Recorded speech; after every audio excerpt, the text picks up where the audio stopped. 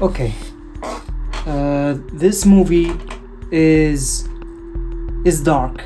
It made me horrified. Actually, this is a horror movie, not a kids movie. It's far beyond from that. You know why? I recorded this, went to sleep, and woke up with more violence. Okay? I need to write more about this. And I went and I wrote it into script. How could Ohana no longer matter? How could Nanny ever give up her sister to go to college? How could have the writers miss the whole point of the original film that they were remaking? And to answer these questions, we must first establish a common ground between you and me, okay? Starting with people's metric nowadays of a bad remake. It's now, but entirely dependent on how bad it looks or not. That's the standard that we have sunken into here. Trivial and surface level requirement from the general public have let this happen. All the while Disney, of course, they don't care themselves, because they know that we, the general public worldwide, don't care about the point as well. We only want fun at the end of the day. Exposing how deeply unsettling, mortifying that those universal morals are no longer front and center. Only mindless fun is at the forefront now. The pendulum has now swung to where the giants of popular entertainment, the brightest, most wholesome, and idealistic creators of childhood entertainment, no longer see the bond of family as universal truth and strength. A shift has happened. A gut-striking fear hits you when you realize that the idealistic feel-good stories for kids and families have now took a dark turn. And it's happening right under our wallets. And so, we must confront that fact as soon as possible. It's not enough to know that Lilo and Stitch is nothing but a visual vessel for Disney to evoke nostalgia for cash. That's only half the truth. The other half lies with us, because we too treat it the same way Disney does. We are not better than them, yes. And the sooner we acknowledge that, the better. So let's start with how that happened. We think people care for it, Ohana that is, and for the themes, but they don't. Those people have a different type of care for Lilo and Stitch, of which there are three.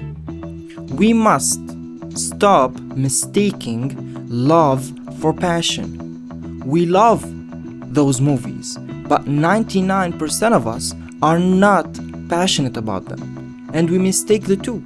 Love is easy, it comes naturally, and you don't have to maintain or add to it, while passion requires commitment and upkeep. Both are needed to fully care about something. We mistake the care that comes with love with the care that comes from passion, and the care that comes from both. Those are three different types of care. So what do they truly care for? Let me put it this way. Do people love to have fun or be passionate about fun? Because that's how, even though this movie is completely antithetical to the original message of Ohana, still went on to make record-breaking amount of money in just few days, surpassing the original. Like, look at that Rotten Tomato score of 93% from the audiences.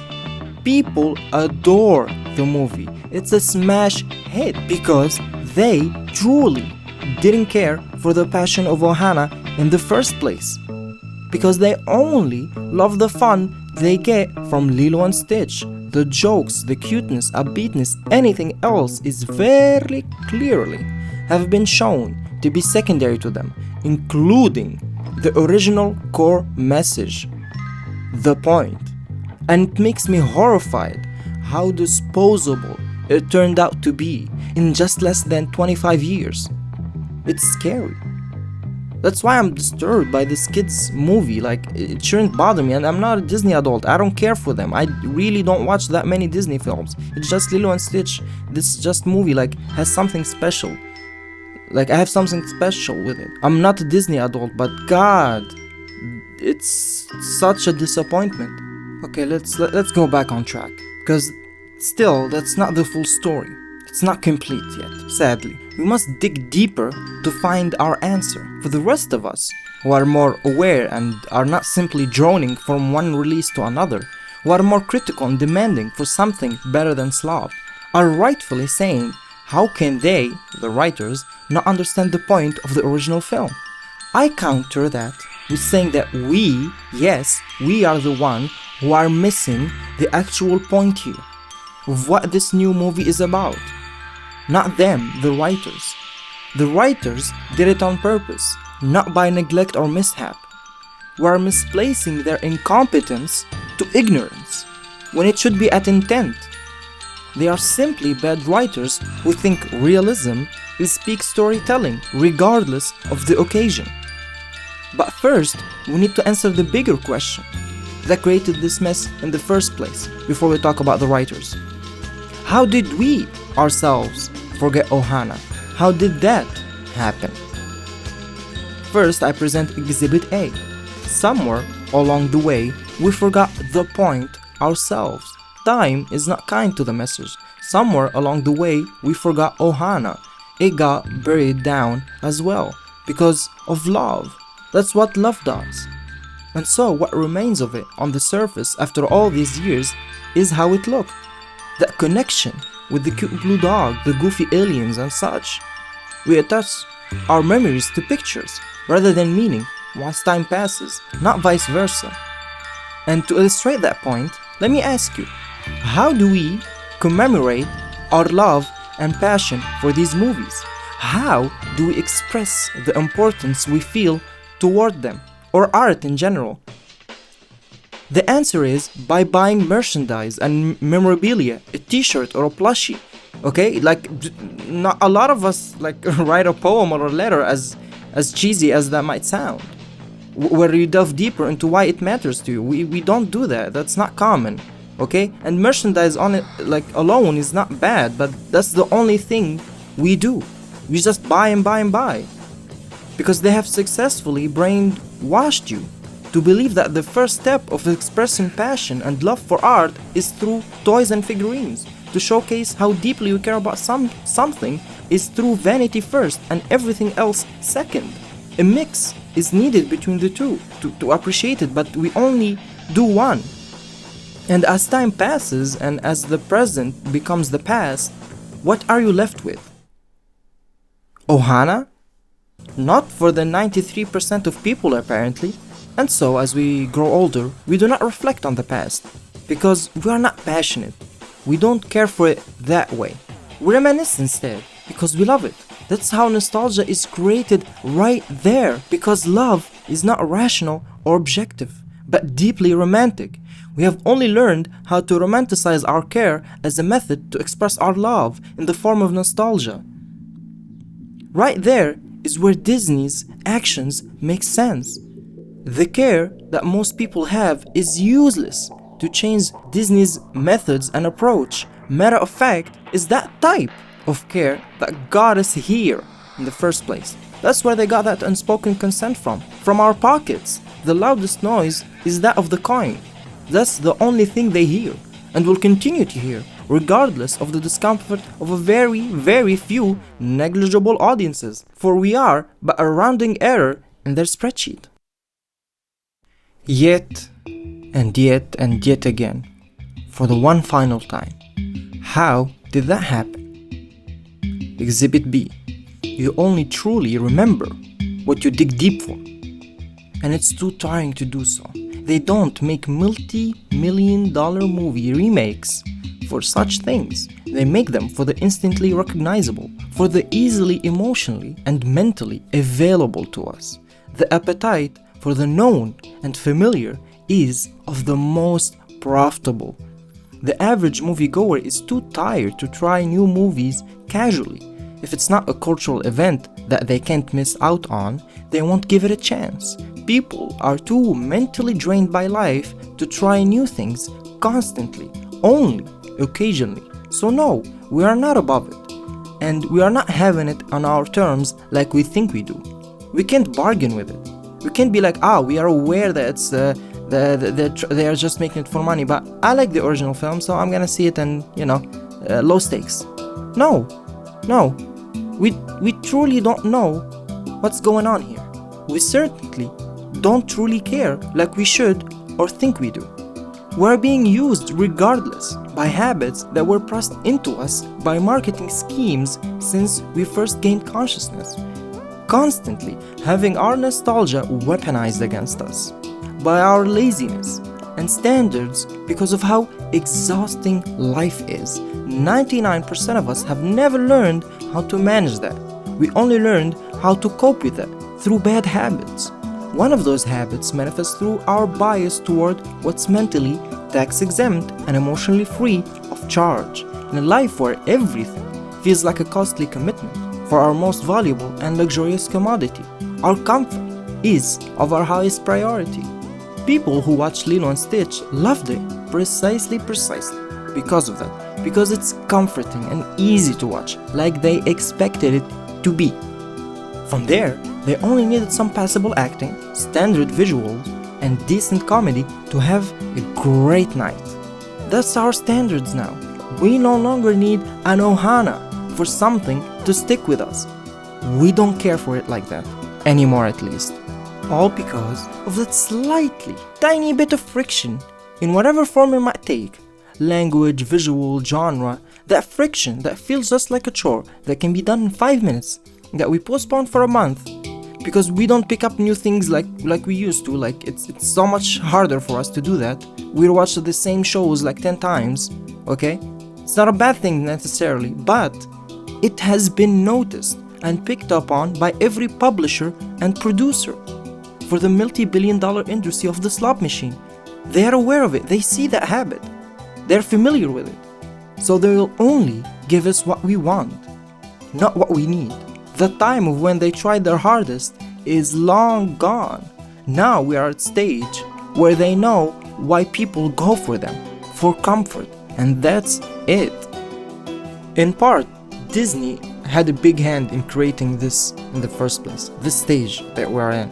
They're responsible for this level of vapid and rapid consumerism for the benefit of their pockets. Their brand of consumerism kills any and every healthy and thoughtful path to engage with art, transforming our engagement to it to something like a soda can. Pop and jug, then dispose and drink another one fast. No one thinks when they drink that can of soda, art in this case, it becomes so mundane and regular that the only aspect you remember or want of it is that taste of sweetness. Not for the soul, but for the body. Laziness is born from there. The habit born from consumerist understanding of the world around us and of ourselves. Something becomes only what it makes us feel, not what it invites us to think and reconsider. That's why a lot of movies, books, songs, games are quote-unquote misunderstood, like Lilo and Stitch right here. That happens because through consumeristic understanding of art, form, cute and fun, will always overtake function, ohana. It will always inhibit us from growing up, developing. It requires effort and patience, all of which are bad for consumerism. You need the easiest and quickest, most frictionless path to consuming the product so you can have more and more of it at an endless rate. And so, anti-intellectualism is born, and it gives you the false confidence that you know shit. Because I've read so much or seen so much, fueling that Dunning-Kruger effect into overdrive above horrifying degrees, where the average person, now emboldened with that husk of expertise and paper-thin shell of wisdom, using nothing more than mere instincts formed from years of vapid consumerism through the eyes that have never once looked inward, opening their mouth and saying, Nanny had every right to go to college, nothing is wrong with that. Missing the entire point. Okay, now we can talk about why you probably clicked on this video. The writers. Now that we have established the studios don't care, and if majority people don't care, so what about the writers? Do they care? And what did they do with that freedom, since no one really cares like that? With their newfound leeway to attempt something, they mistook their crassness for braveness. If anything, I call it cowardness. Giving up on your family is not brave or mature, only grim. But fighting for them is. It's only through this miserable and defunct mentality that it becomes that way. Through that perspective on life. Something that has now poisoned what once was a beautiful story. And guess what? And if they were to fail, they would have probably blamed it on the same copy-pasted sentence. Oh, people don't want change. People don't like change. Shut up. Shut up. As if that's the issue here. The issue is that they're being tasteless. Nanny giving up her sister is tasteless. In a movie that's supposed to be about how family should always stay and fight for each other, no matter what, together through it all, even if it's not realistic. Because what's the purpose of this movie? Not realism. It's about hopeful perseverance. And to those writers, the concept of perseverance is being selfish. Their concept is totally different from the rest of us. They are miserable. They are miserable people. And sadly, it's becoming more and more common. That's why the change was ultimately approved by Disney.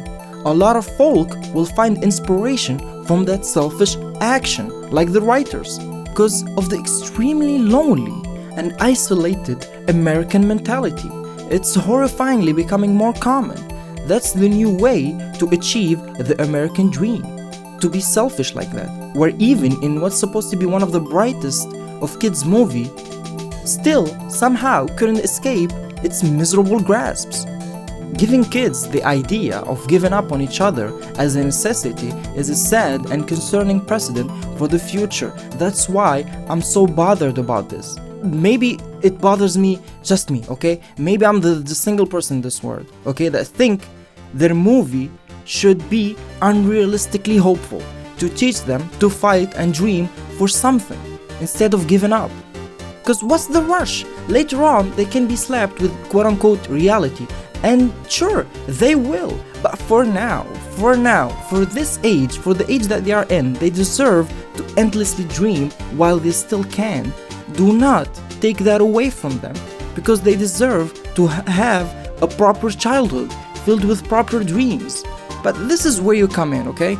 You must remember that if you are like me, okay, if you share my opinions, we are not the average person. We are but a very tiny, small minority of people bothered by this. People will not care, but I encourage you to. If you are angered, disappointed, annoyed, or feeling any of other emotional frustrations, I implore you to care even more. Be more vocal, be more loud. If your voice is gonna get drowned by money, at least make the ones counting and giving them that money have to put earplugs on.